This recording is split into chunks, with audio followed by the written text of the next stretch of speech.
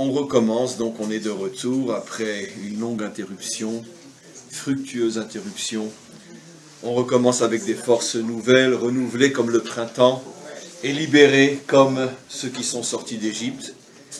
Libérés de quoi? Libérés de qui? C'est ça tout le problème. Mais enfin, on est censé être libre, et le cours a commencé bien évidemment. On est aujourd'hui le lundi 9 avril, et le cours ne sera pas directement un cours de paracha aujourd'hui. On a beaucoup de travail qui nous attend. On se prépare, on avance vers la fête de Shavuot, le don de la Torah, et j'aurais voulu revenir sur une notion qui a déjà été traitée ici ou ailleurs, mais qui forcément sera complètement renouvelée, sur Sfirat HaOmer. On est rentré depuis donc le lendemain de Pessah, du premier jour de Pessah. On compte tous les soirs un jour de plus qui nous rapproche de la fête de Shavuot, du don de la Torah. On va compter donc 49 jours. Hier soir, puisqu'on compte à l'entrée du jour, comme on le sait, dans la Torah, le jour commence à la sortie des étoiles la veille. Le jour commence par la nuit, vaï erev, vaï voker, il fut soir, il fut matin. Donc le jour commence dans l'obscurité, comme la vie d'ailleurs. On commence dans l'obscurité, on est dans le ventre de sa mère, on n'est qu'une petite goutte ou un petit fœtus, et on va en allant vers la lumière, en allant vers le renforcement de soi et l'indépendance de soi. Donc tout commence dans l'obscurité et va vers la lumière. Donc on commence à compter le soir, et on a compté hier soir le 9e jour, et on va compter jusqu'à 49 jours, et le 50e jour, ça sera donc le don de la Torah. Et bon, c'est une mitzvah, c'est un commandement que notre peuple accomplit depuis des millénaires, sans peut-être trop se poser la question du pourquoi, du comment, parce qu'il n'y a apparemment pas de question à se poser. Il y a 50 jours entre la sortie d'Égypte et le don de la Torah, et comme pour manifester notre languissement, notre impatience, alors tous les jours on compte comme le rendez-vous entre deux amants, et qui comptent les jours, ça y est, un jour de plus, un jour de plus, un jour de plus, bien qu'en vérité, des amoureux comptent à l'envers. Dans 50 jours, plus que 49, plus que 48, plus qu'un jour. Nous, c'est intéressant, on compte dans le sens qu'on rajoute des jours. Bon, la comparaison n'est pas 100% juste, il y a bien sûr une raison très profonde, mais ce n'est pas le but du cours d'aujourd'hui. Mais quoi qu'il en soit, c'est évident qu'au niveau du pshat, au niveau du sens premier, ce qu'on compte, c'est les jours qui nous rapprochent du don de la Torah, qui effectivement est un mariage, comme on le sait, l'image donnée par nos maîtres, Dieu et le Khatan, Israël et la Kala, le rabbin marieur est bien sûr Moshe, et les deux témoins, c'est le ciel et la terre. Et le contrat de mariage, c'est bien sûr la Ketouba, c'est bien sûr la Torah. Donc en tout point, ça ressemble effectivement à un mariage, c'est pour ça qu'on compte les jours. Et comme apparemment l'explication est simple, on ne va pas plus loin. Mais en vérité, l'explication, elle est très superficielle, parce qu'il y a une question énorme qui se pose à ce compte, que je veux expliciter. Et pour l'expliciter, il faut que l'on rentre un peu plus profondément dans le sens profond des choses. Comme on le sait, ou comme on est censé le savoir, en vérité, ce compte des 49 jours, pourquoi la Torah a été donnée après 49 jours, donc le 50e jour? Pourquoi? Ça aurait pu être plus tôt, ça aurait pu être plus tard. Pourquoi 49? Parce que 49, c'est 7 fois 7. C'est 7 fois 7 semaines. Et chaque semaine a 7 jours. Donc on compte en vérité 7 fois 7. On arrive à 49. Et pourquoi c'est 7 fois 7? Pourquoi le chiffre 7 est le chiffre central de ce compte, au point de compter 7 fois 7? Parce que le chiffre 7, comme je l'enseigne chaque année, comme vous le réentendez cette année, avec une oreille renouvelée, le chiffre 7 fait allusion aux 7 attributs divins qui ont servi à la création du monde. Comme par hasard, le monde a été créé en 7 jours. Comme je dis toujours et j'affirme à haute voix, Et on ne le dira jamais suffisamment assez, il est temps, en 2018, qu'on arrête de prendre le récit de la création à la lettre.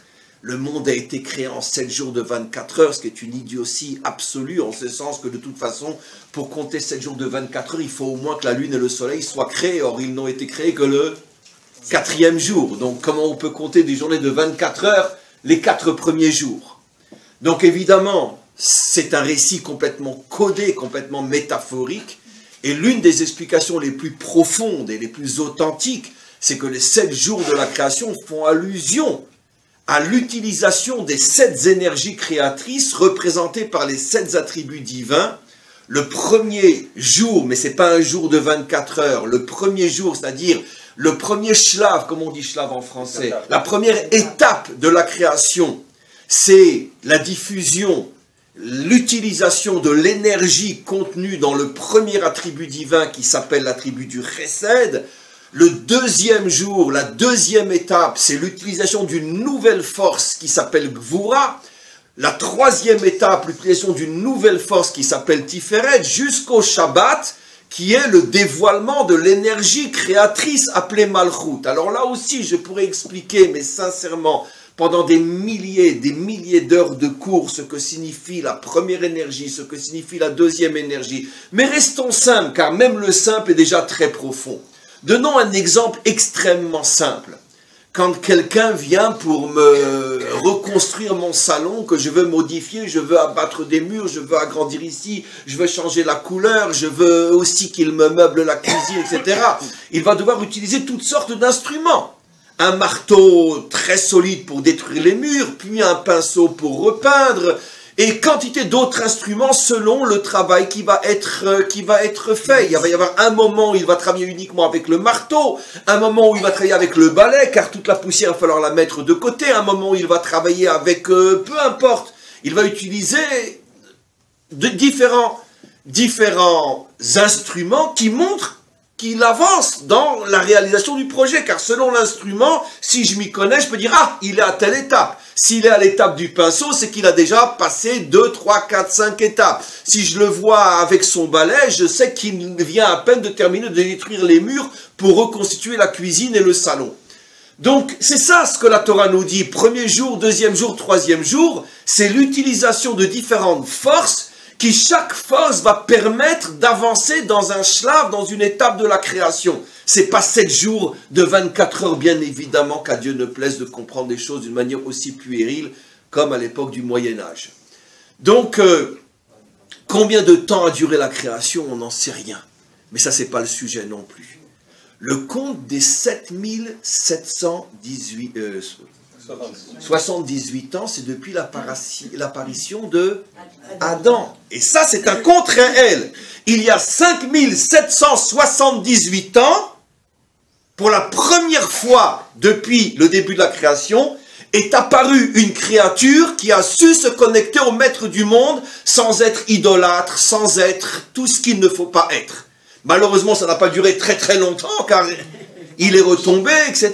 Mais quoi qu'il en soit, il y a 5778 ans a commencé le projet humain véritable. La connexion avec le maître du monde pour terminer la construction et la réalisation et le parachèvement du monde. Avec tous les hauts et les bas depuis 5778 ans. Mais les jours de la création eux-mêmes ne sont pas des jours, mais sont on pourrait dire des termes codés pour parler des différentes avancées jusqu'à l'apparition réelle et le commencement de l'histoire de Adam.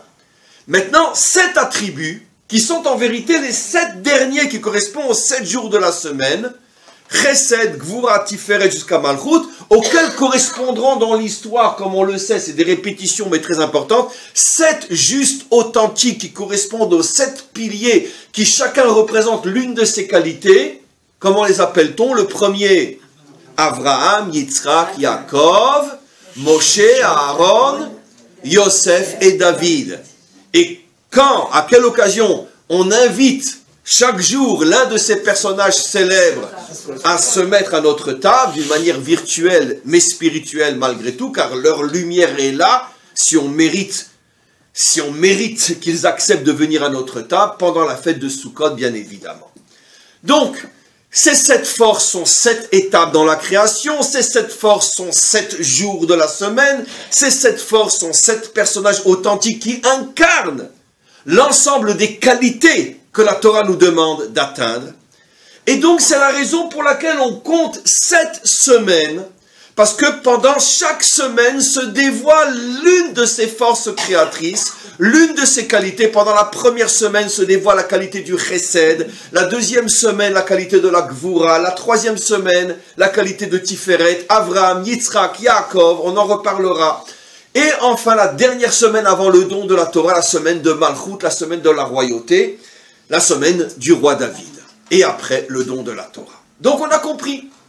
Le problème, c'est qu'on a un grand problème. C'est que pourquoi 49 jours et pourquoi pas 100 jours? Normalement, on aurait dû recevoir la Torah 100 jours après la sortie d'Égypte. Pourquoi 100? 7 fois 7. 7 fois 7, ça fait 49. Mais pourquoi on ne ferait pas 10 fois 10? Il y a combien d'attributs divins, mes amis? 10. Alors si le sens profond de ce conte qui nous sépare du don de la Torah, c'est parce que le maître du monde veut que se dévoilent les 7 attributs divins chacun pendant une semaine. Mais pourquoi 7?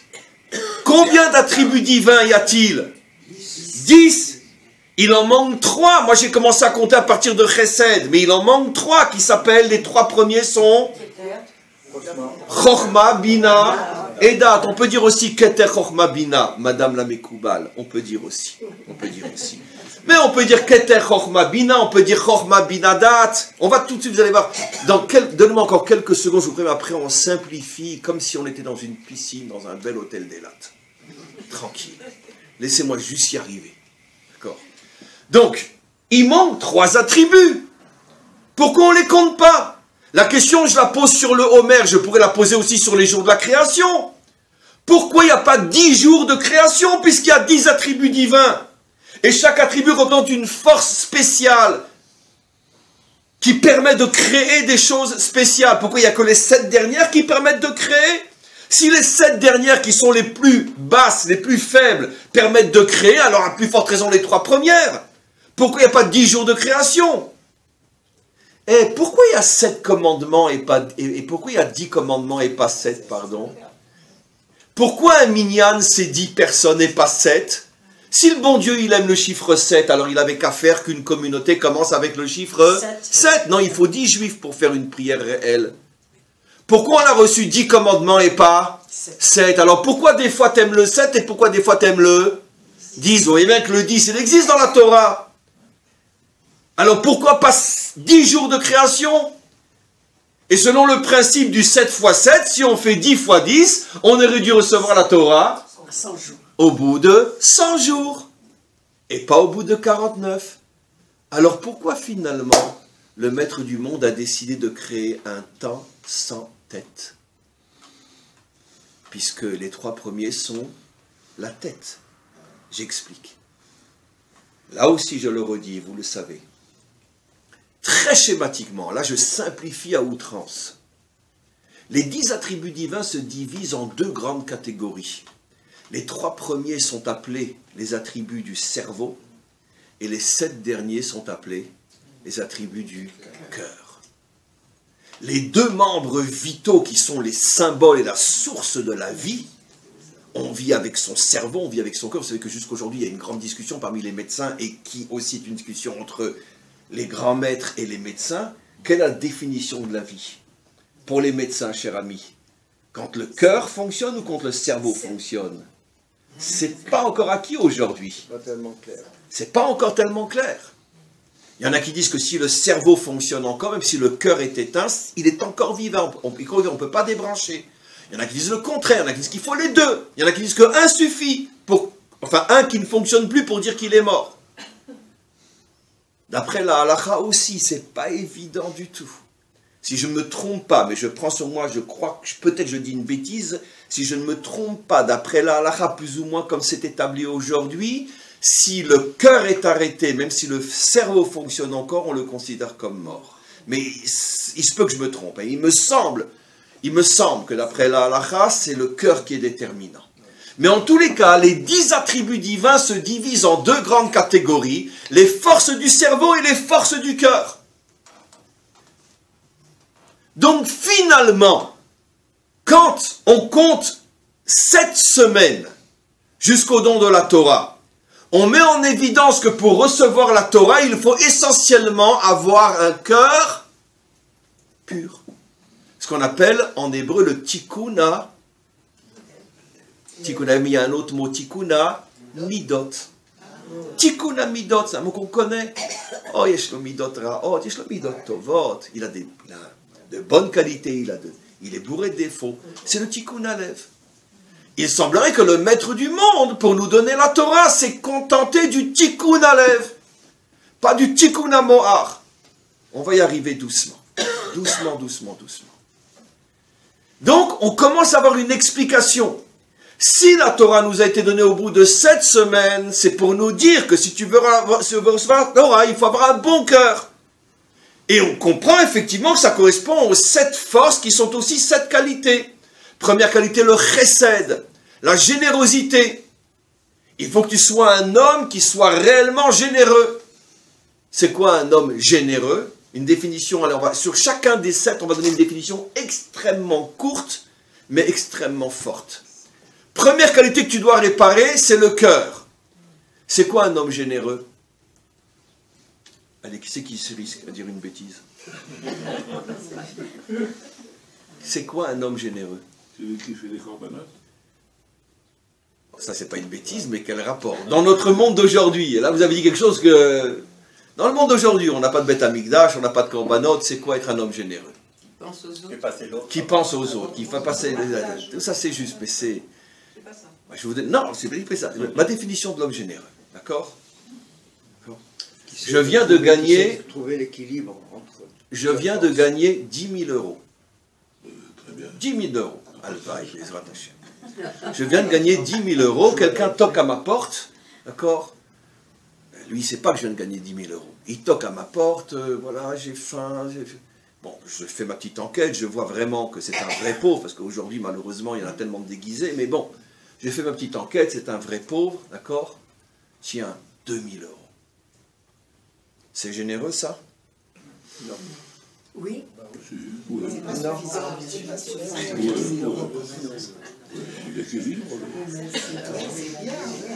Je viens de perdre 10 000 euros. Un autre cas. D'accord? Quelqu'un toque à ma porte. Et en plus, comme je viens de perdre 10 000 euros, j'ai un problème avec ma femme, je ne vous dis pas. Elle me menace de divorce. Bon, moi, je sais qu'elle était là que pour mon argent. Mais bon, peu importe. Elle me menace de divorce. Et mes enfants, comme je n'ai pas pu leur acheter ce que j'ai promis, ils ont claqué la porte, ils m'ont traité de sale père. Très bien. Je ne suis certainement pas dans les conditions où on peut me demander de m'occuper des autres. Ils toquent à ma porte. Ils me demandent de l'aide. D'accord. Et je lui donne 500 euros. Pas 2000. Lequel est vraiment généreux? Le deuxième, évidemment. Parce que le deuxième, il avait tout pour ne rien donner. Le deuxième, pour donner, il a dû sortir de ses limites. Et maintenant, vous comprenez pourquoi on commence à compter le Homer après la sortie des limites, la sortie d'Égypte, la sortie des limites. Parce que pour la Torah, une qualité ne commence qu'à partir du moment où pour l'accomplir, tu es obligé de faire un effort surnaturel. 2000 euros, quand tout va bien, c'est de l'argent, je ne nie pas, mais tout va bien. 500 euros, quand tout va mal, c'est un acte qui te demande de sortir des limites. La Torah ne regarde pas tant la quantité, mais la qualité. C'est pour ça que Maïmonide ira jusqu'à dire que mieux vaut un homme qui donne pendant 1000 jours un shekel qu'un homme qui donne une fois 1000 shekels. Les commentaires s'étonnent et se disent, mais attends, ça va pas. Celui qui donne 1000 fois un shekel, ce n'est qu'un shekel. Celui qui donne en une fois 1000 shekels, c'est 1000 shekels. Maïmonide dit non, vous n'avez pas compris comment le judaïsme fonctionne. Le judaïsme veut que l'homme se répare. Si un homme arrive à donner pendant 1000 jours, même un shekel, or c'est évident que pendant ces 1000 jours, il va traverser des moments de tristesse, de désespoir, d'angoisse, de dispute, de colère, 1000 jours. Et même pendant les jours où il a envie de tout envoyer balader, il continue à faire son petit bien. Ça prouve qu'il arrive à sortir de ses limites, même quand il n'a aucune raison de le faire. Par contre, celui qui a donné une fois 1000 shekels, c'est parce que forcément ce jour-là, il était très bien. C'est pour ça que nos maîtres, je vous ai déjà dit des milliers de fois, posent une question évidente. Qui est le plus grand? Celui qui fait le bien quand on l'a contraint à le faire, ou celui qui fait le bien d'une manière spontanée? Question idiote que seuls les maîtres d'Israël peuvent demander. Mais vous devinez la réponse, elle est aussi idiote que la question. C'est quoi la réponse? Celui qui fait le bien contraint est plus grand que celui qui fait le bien spontané. Évidemment, tous les commentaires lui hurlent au scandale. Comment qu'on peut dire une chose pareille? Parce que là, encore une fois, on est passé à côté de l'intention réelle de la Torah. La Torah, ce qu'elle veut, c'est réparer l'homme. Elle ne cherche pas l'hollywoodien. Elle cherche la réparation de l'homme en profondeur. Celui qui fait une chose d'une manière spontanée ne le fera que lorsqu'il est dans le contexte et les conditions pour le faire. Mais celui qui fait une chose même quand il n'a pas envie de le faire, ça prouve qu'il dépasse sa nature. Puisque je n'ai pas envie de le faire et je le fais quand même. Ça prouve que c'est sûr que ce n'est pas hollywoodien ce que tu vas faire. Ça ne va pas briller. Mais au moins tu le fais. Ça prouve que tu t'es dépassé. Mais quand tu le fais d'une manière spontanée, tu ne le fais que parce que tu kiffes la chose. Mais quand demain tu kifferas pas, tu le feras pas. Vous savez ce que disent nos maîtres sur le maaser? Quand un homme a 100, il doit donner 10. Et quand après il a un revers de situation et qu'il ne gagne plus 100, il gagne 80. Combien il va donner? 8. Nos maîtres disent non, tu lui donnes 12. Voilà. Parce que justement, si tu veux revenir à la situation où tu gagnes 100, on te demande de faire un acte qui n'est pas naturel. Sortir de tes limites. Et en sortant de tes limites, c'est comme ça que tu vas retrouver non seulement ce que tu as, mais plus encore. Mais si tu te contentes de vivre au niveau de tes limites, j'ai 100, je donne 10, j'ai 80, je donne 8, j'ai 70, je donne 7. Un jour, tu vas te retrouver avec 10 et tu vas donner 1. Donc, quand tu as 100, très bien, commence par donner 10. Mais si tu vois que ça commence à descendre, c'est qu'on est en train de te faire un signe là-haut comme quoi tu dois sortir de tes limites. Donne plus, même si tu as moins. Et tu verras le nez qui va se produire. Ça, c'est chesed. À cette allure-là, je ne pourrais pas tous expliquer. Gvura, mais je vais en expliquer quelques-uns. Gvura, c'est le courage. Gvura, c'est le don de soi. C'est la force. Alors là aussi, c'est quoi la Gvura? La Gvura, c'est quand j'ai 3-4 ans d'entraînement, que je suis un super costaud et que ça y est, je peux me battre. La vraie Gvura, c'est David contre Goliath. La vraie Gvura, c'est aussi pareil. C'est faire quelque chose qui, d'après le contexte, n'est pas justifié. C'est ce que Shaoul lui dit. Shaoul lui dit, mets une armure. Il marche avec son armure et il se casse la figure. Il n'avait jamais porté une armure. Il dit, écoute, tu sais quoi, je préfère y aller comme un berger, avec ma fronde et... Mais tu n'as aucune chance. D'abord parce que c'est Goliath, en plus il est armé jusqu'aux dents. Même une armure, tu n'es pas capable de porter. Laisse-moi faire. De toute façon, c'est un suicide. Alors, suicide pour suicide, je vais jusqu'au bout. Et ainsi de suite, toutes les qualités. En expliquant encore une autre. Tiferet, on peut expliquer de différentes manières. L'équilibre ou la vérité. La vérité, c'est quoi? La vérité, elle n'est vraie que comme la chanson. Le premier qui dit la vérité, il va être exécuté. Dire quelque chose que de toute façon, je veux dire, ne te met pas en danger, ne t'apportera ni la critique, ni rien, ça, c'est pas la vérité, même si c'est vrai. La vérité, c'est comme dans la chanson. Lui, il a tout compris. C'est si tu dis la vérité, tu vas être exécuté. Et tu dis la vérité quand même. Alors que tu sais que tu risques de perdre ton poste, ta place. Ils vont te bousiller si tu dis la vérité. Comme tous les chantages politiques ou économiques, peu importe, ou ta réputation. Tu sais qu'ils vont te tomber dessus si tu dis la vérité. C'est pas grave, je dis la vérité quand même. Donc c'est toujours la même notion. On commence le compte des 7 qualités après Pessah pour que ça soit clair dans notre tête. Un homme bien n'est pas uniquement celui qui fait le bien. Un homme bien est celui qui fait le bien lorsque, logiquement, il n'a aucune raison de le faire, lorsque physiquement, il n'a aucune force pour le faire, lorsque le contexte ne s'y prête pas et qu'il le fait quand même, ça c'est un homme bien. Tout le bien que l'on fait lorsque le contexte est favorable, c'est bien. Mais c'est pas ça le tikkun amidot. Donc, on a commencé à avancer pas mal dans la raison, le pourquoi. D'abord de Sfirat HaOmer après Pessah, et deuxièmement, pourquoi le chiffre 7. Mais on revient quand même à notre question. Et là, on va avancer plus profondément encore. Et pourquoi pas 10? Qu'est-ce qui se passe avec les attributs du cerveau? Quoi, on doit réparer que le cœur, on ne doit pas réparer le cerveau? Je vous ai déjà pas mal aidé pour répondre à la question maintenant que je vais demander. On fait un petit tour, un petit sondage. Donnez-moi la définition pour vous d'un homme bien que la Torah a construit. Ou d'un homme bien tout court, à plus forte raison que la Torah a construit. En une phrase, 3-4 mots, quelle est la définition? Celui qui suit son shvil hazav. Celui qui suit son chemin en or. Vous avez raison, mais le problème c'est que vous l'avez dit de manière tellement globale que je peux vous dire ni oui ni non. Parlez-moi en français, cher ami. Ça veut dire, il était une fois. Disons qui sait vivre dans la vie, qui a un savoir-vivre au-delà de toute contingence, et non celui qui applique des règles contraires à la nature humaine.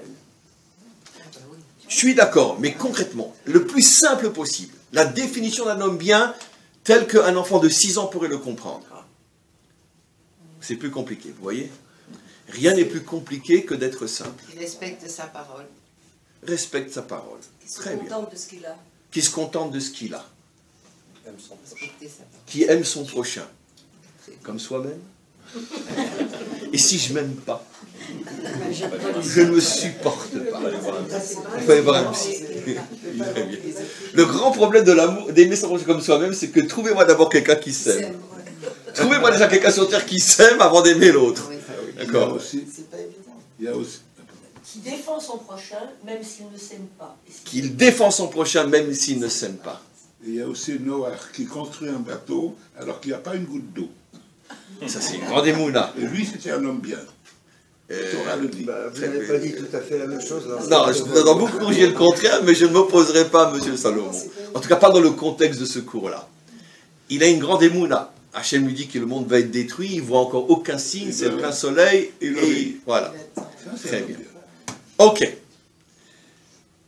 Allez, encore une, et après je vous dirai le point commun entre toutes vos réponses.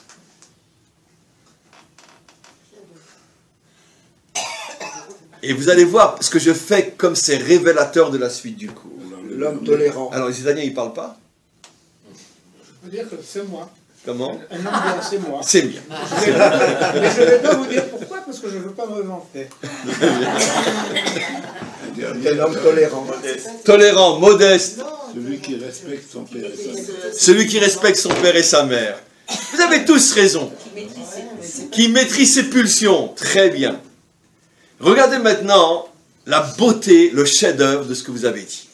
D'accord? Vous m'avez apporté des peintures, moi je vais en faire un tableau magnifique. Je vais vous expliquer.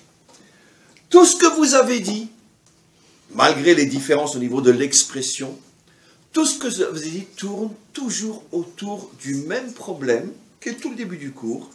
Vous avez défini l'homme bien comme étant quelqu'un qui a un bon cœur. Il exprime son bon cœur parce qu'il aime son prochain comme soi-même. Il exprime son bon cœur parce qu'il est tolérant, parce qu'il maîtrise ses pulsions, parce qu'il se contente de ce qu'il a. Mais vous avez tous et toutes donné des expressions d'un bon cœur. Aucun d'entre vous ne m'a parlé d'un homme bien au niveau du cerveau. Et c'est normal, puisqu'on ne sait pas ce que c'est. On ne sait pas ce que c'est. Alors, posons-nous la question. ça serait quoi le tikkun du cerveau? Le tikkun du cœur, on va demander à 1000 personnes et chacun va dire quelque chose de juste, selon sa sensibilité, selon son expérience, etc. Mais tout le monde tournera autour du cœur. Mais pourtant, on parle aussi de construire, de purifier, de réparer le cerveau. Ça peut être quoi le tikkun du cerveau? Savoir se remettre en question. Le 8e jour. C'est pas mal. Savoir se remettre en question. Mais c'est intéressant, c'est toujours, il y a une évolution, parce que là on ne parle plus du cœur. Mais vous remarquerez qu'on est toujours finalement dans la construction de soi. Dépasser ses limites, c'est plus au niveau du cœur, c'est tout le début du cours. C'est au contraire, dépasser ses limites, ça allait contre justement les obstacles que nous impose le cœur. J'ai pas envie, je me sens pas bien, je suis triste, je suis pas bien dans ma peau, c'est au contraire. Se dépasser, c'est plus le travail du cœur, d'aller au-delà. J'avance. En vérité, ça vous est déjà arrivé de rencontrer quelqu'un qui serait capable de vous expliquer c'est quoi le but de l'existence, le pourquoi de la création, la finalité de la vie, qui serait capable de vous dire pourquoi on vit, où on va, c'est quoi le but. Posons la question d'une autre manière. Ça vous est déjà arrivé de rencontrer quelqu'un qui est capable de vous expliquer à quoi ça sert la Torah?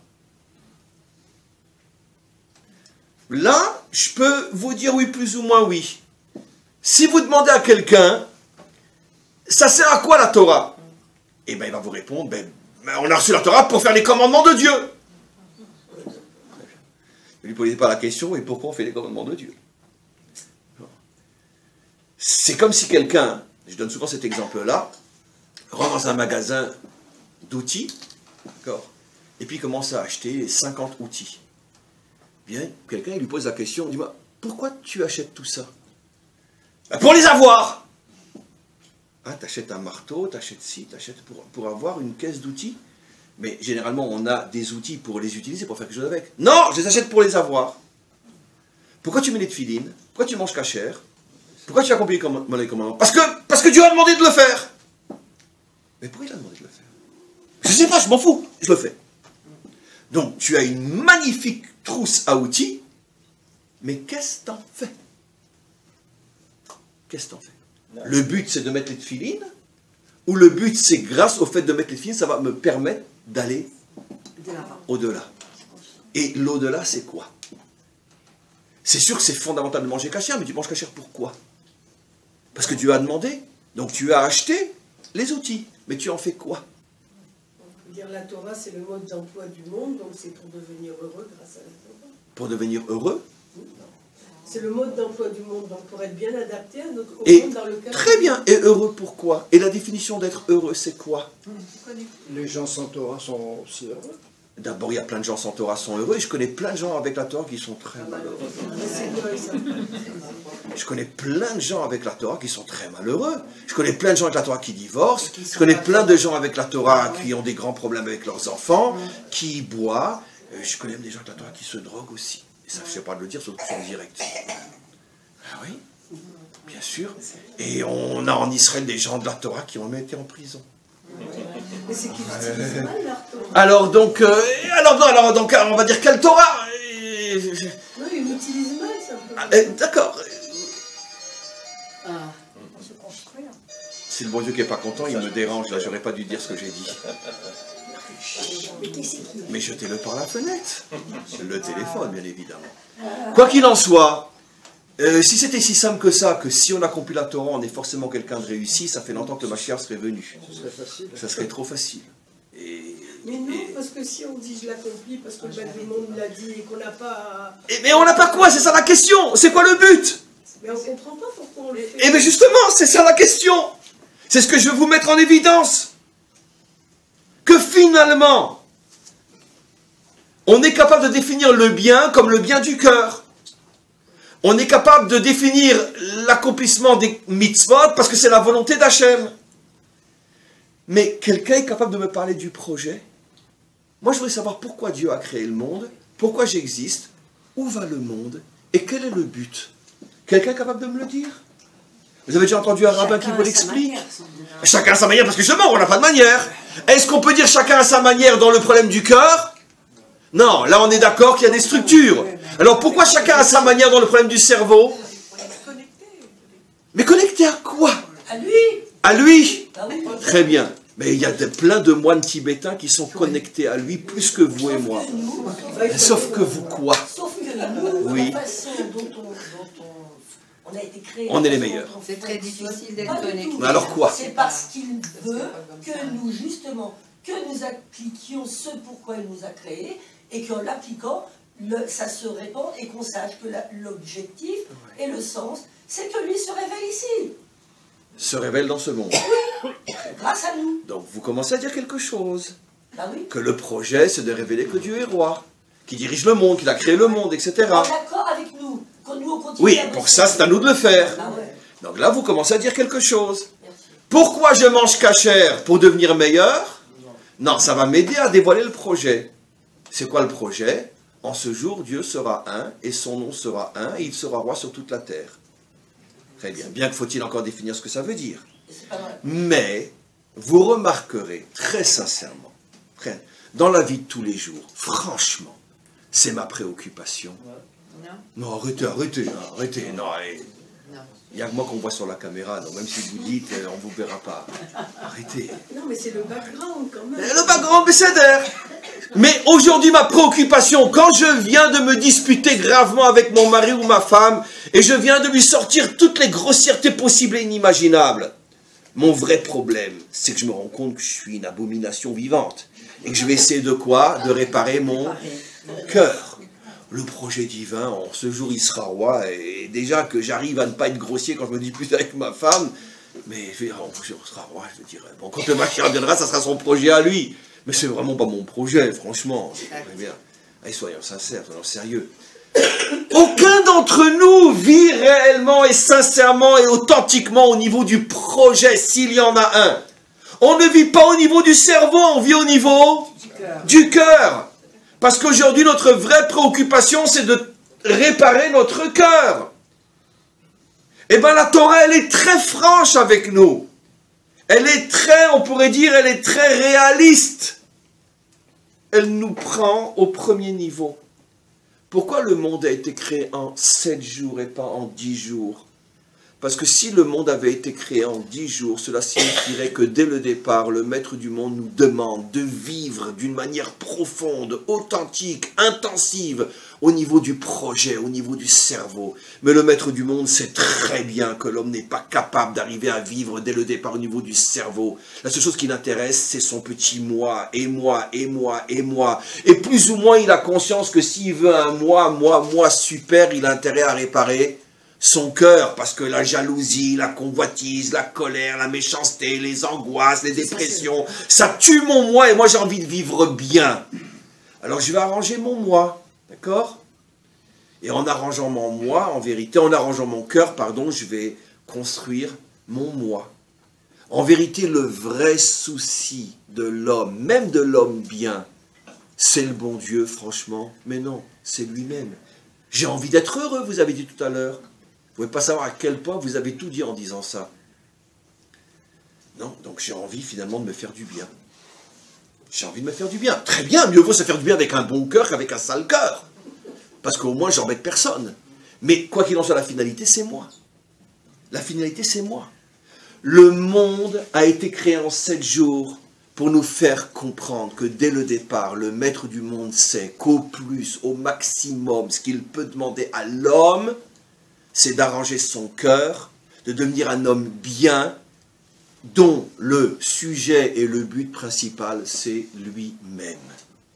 Je suis gentil avec ma femme, je suis gentil avec mes enfants, je suis gentil avec mon voisin, je suis un bon citoyen, je convoite pas, je me mets pas en colère, je suis pas méchant, je suis pas jaloux, je suis pas menteur, je suis un homme bien, je suis.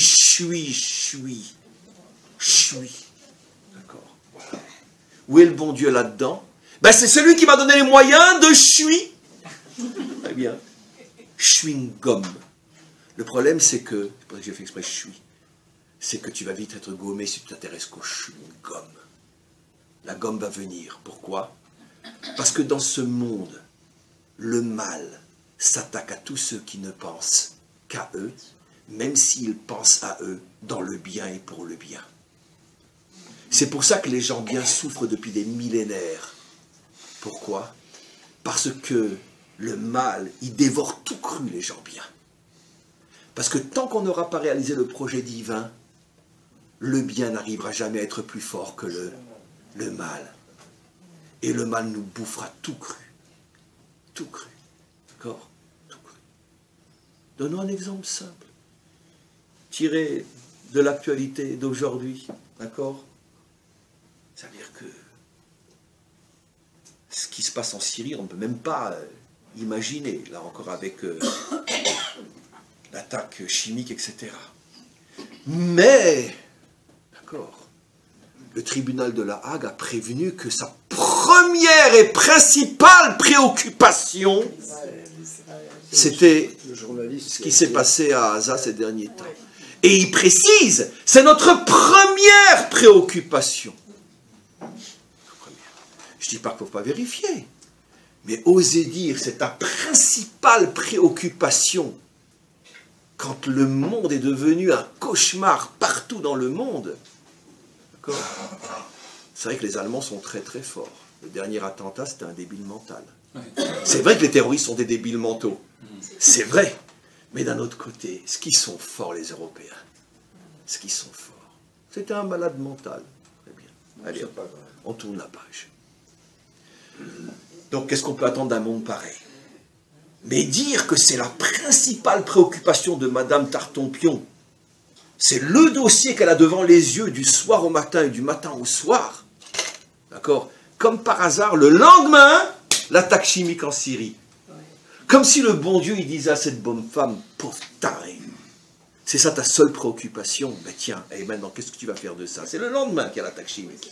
Le lendemain.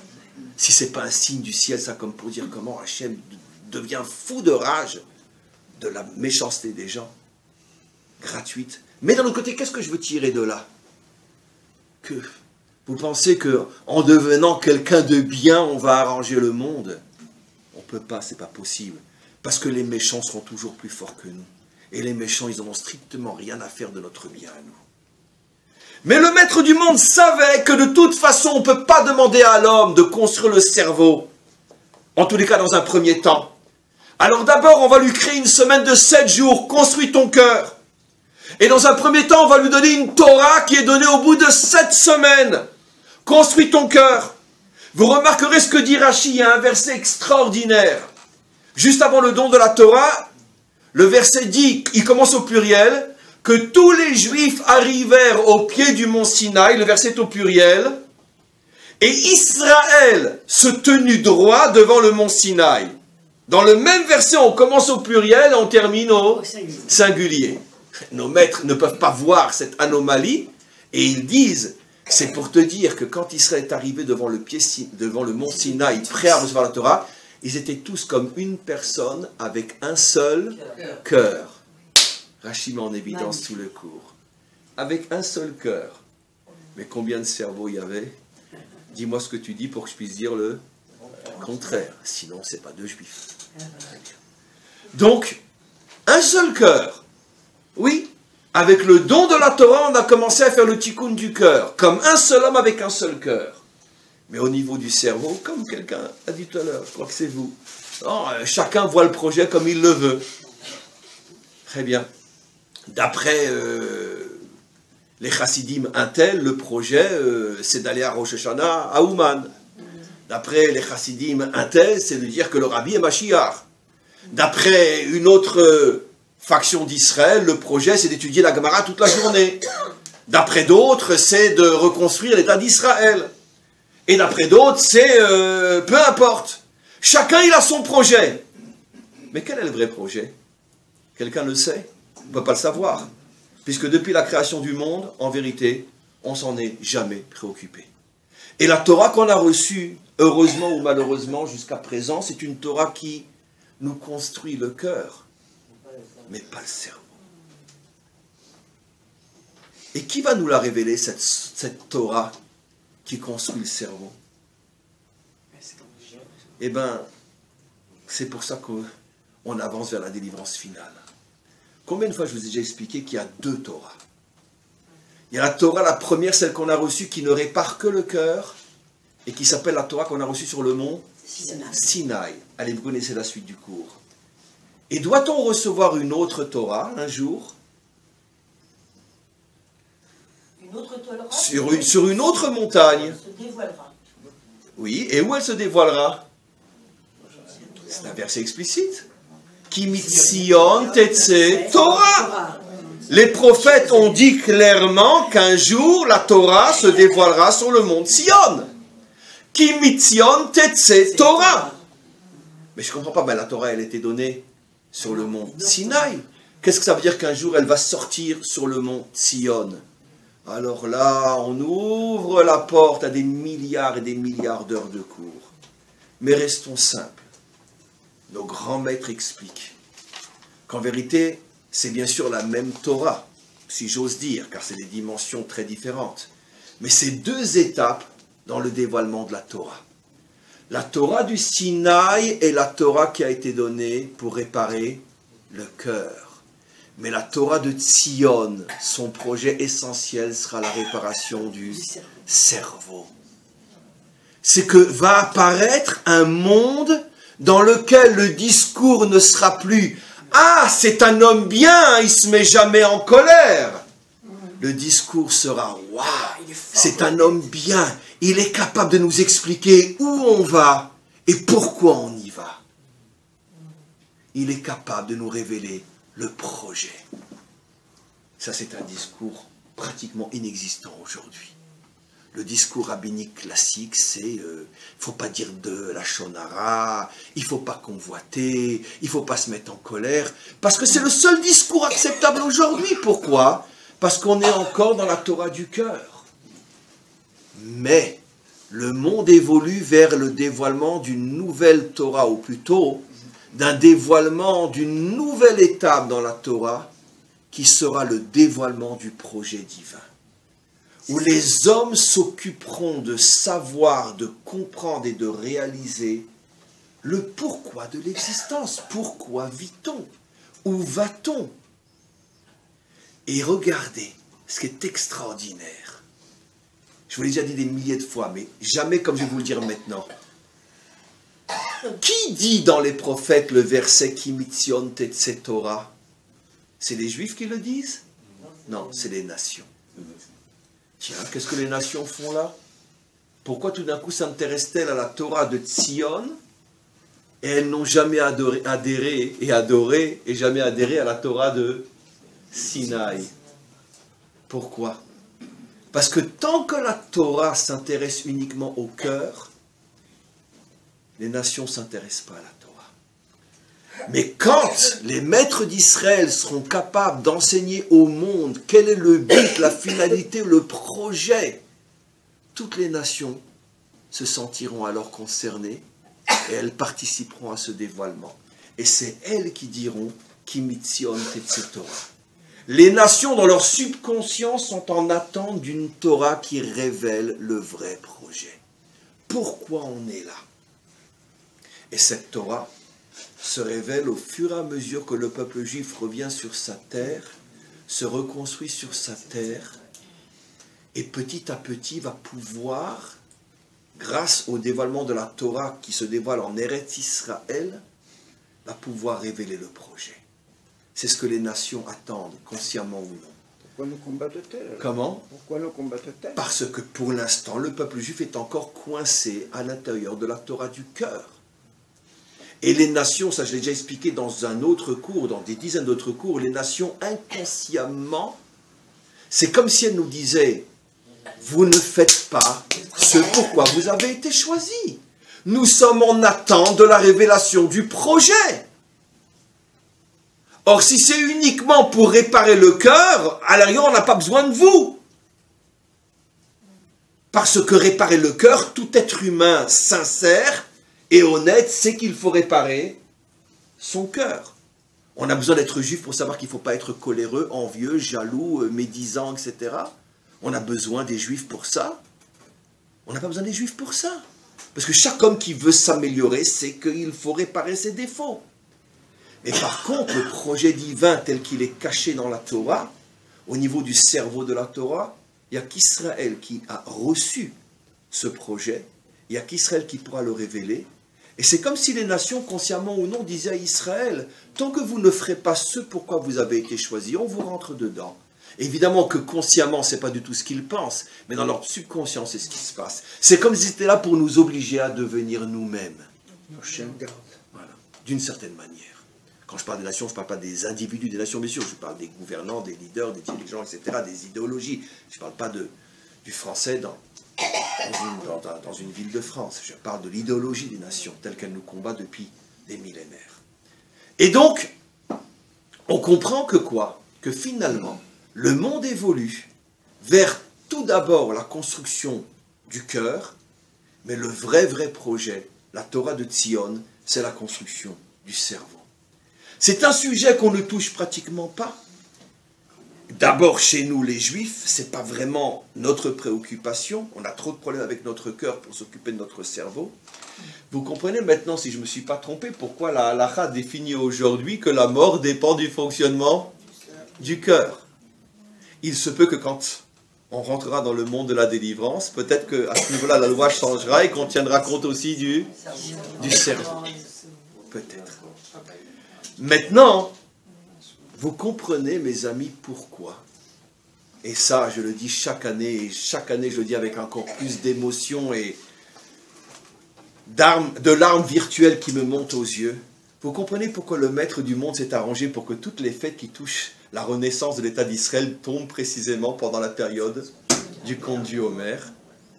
Yom Ha'atzmaut, Yom HaZikaron, Yom HaShoah, Yom Yerushalayim.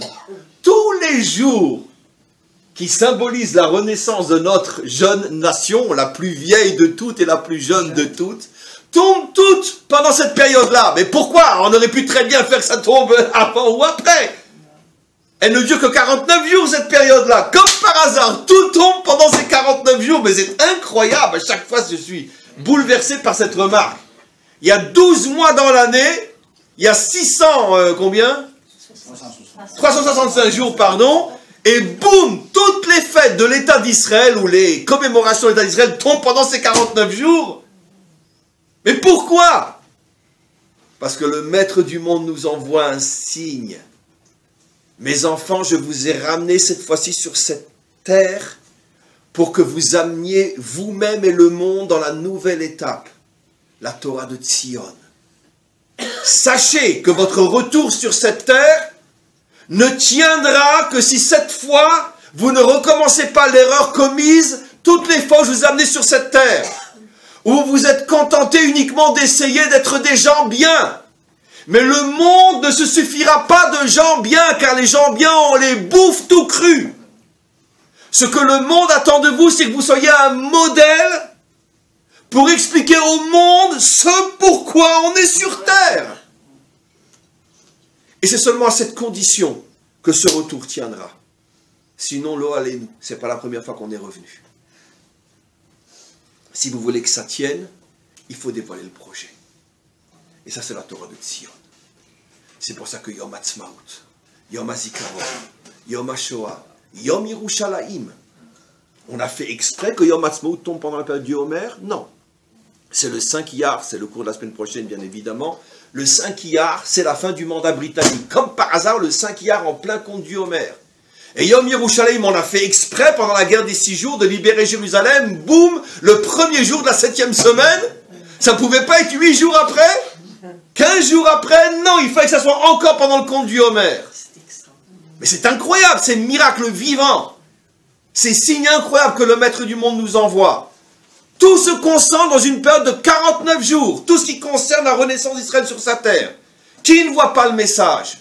Je vous ai ramené sur votre terre. Mais maintenant, il faut avancer. La Torah du Sinaï, elle vous a accompagné pendant 4000 ans. Maintenant, je veux la Torah de Tzion.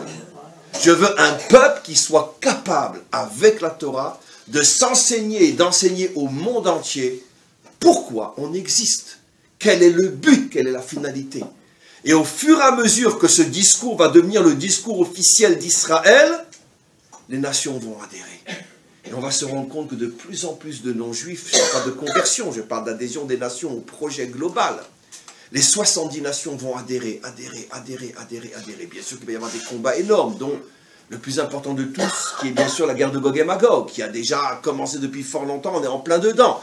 Parce qu'elle-même, elle va évoluer au fur et à mesure que les mauvais, les méchants vont sentir que le peuple juif commence à... C'est ce qui se passe. Et donc, je veux dire, pour revenir à l'histoire des... On a tous des enfants soldats. On sait tous ce que nos enfants nous racontent. Combien on les oblige à réfléchir 150 000 fois jusqu'à se mettre en danger avant le droit d'appuyer sur la gâchette. Nos enfants rentrent à la maison et viennent pleurer chez nous. Papa, maman, mais regardez, mon armée me met en danger. Regardez le nombre de conditions que je dois remplir pour avoir le droit de tirer. Qui mieux que nous, parents d'Israël, savant ce qu'on fait vivre à nos enfants avant qu'ils aient le droit d'appuyer sur une gâchette? C'est pas qu'on est une armée morale, on est une armée de débiles mentaux, de cinglés, qui préférons mettre en danger nos enfants plutôt que les terroristes qui sont en face. Mais quand on sait qu'on ne peut plus faire autrement parce qu'ils sont en train de déborder, d'arriver chez nous, et de rentrer dans nos yishuvim, dans nos villes, et qui vont engager nos femmes et nos enfants, on est obligé de tirer. Ah, mais c'est ma première préoccupation. Comment vous avez osé empêcher qu'on massacre vos femmes et vos enfants?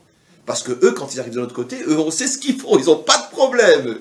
Et ça ne sera pas la préoccupation du tribunal de la Hague de savoir qu'une famille entière a été égorgée.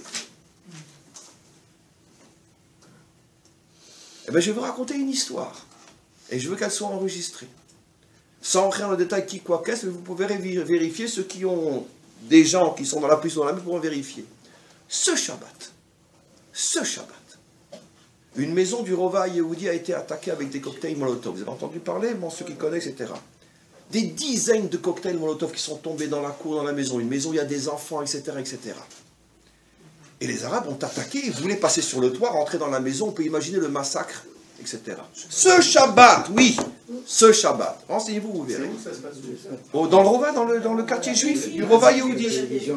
C'était... Mais là, les médias vont en parler, non mais... Vous imaginez les médias qui vont en parler? Ils ne peuvent pas, on ne peut pas, quand même, ce ne sont que des juifs, ils vont en parler. Et donc, une maison avec des enfants à l'intérieur, etc., c'est une maison qui est une des dernières maisons du Rova, donc en face, c'est déjà les maisons arabes. Elle se fait attaquer, cocktail Molotov, etc. Et moi-même, j'étais dans cette maison Shabbat, donc j'ai vu de mes propres yeux des restes de l'attaque, etc. J'étais pas pendant l'attaque, mais j'étais rendre visite après. Et donc, mais, comme beaucoup de gens qui sont dans des endroits dangereux comme ça, ils sont armés. Et donc, je lui ai posé la question idiote.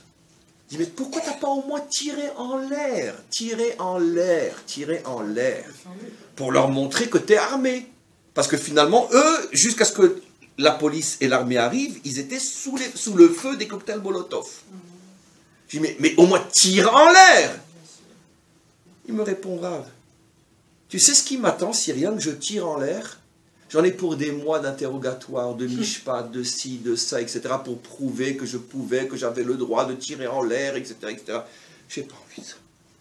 J'ai préféré continuer à être en danger jusqu'à ce que la police arrive plutôt que de tirer en l'air. Voilà la réponse que j'ai reçue du père de famille. Voilà. Non, il n'y a pas eu de victime, grâce à Dieu. Non, parce qu'ils sont restés dans la maison, ils sont tombés dans les cours, etc. Mais si la police n'était pas arrivée, ils commençaient à sauter par le mur et à rentrer dans la maison. Mais ça, aucune presse au monde n'en parle, et même pas la presse israélienne n'en parle. Mais moi, j'étais dans cette maison, Shabbat. Et donc, la réponse du père de famille, rien que si j'avais tiré en l'air, combien de tribunaux j'aurais dû traverser? J'ai pas le temps, j'ai pas que ça m'a rendu fou, je préfère.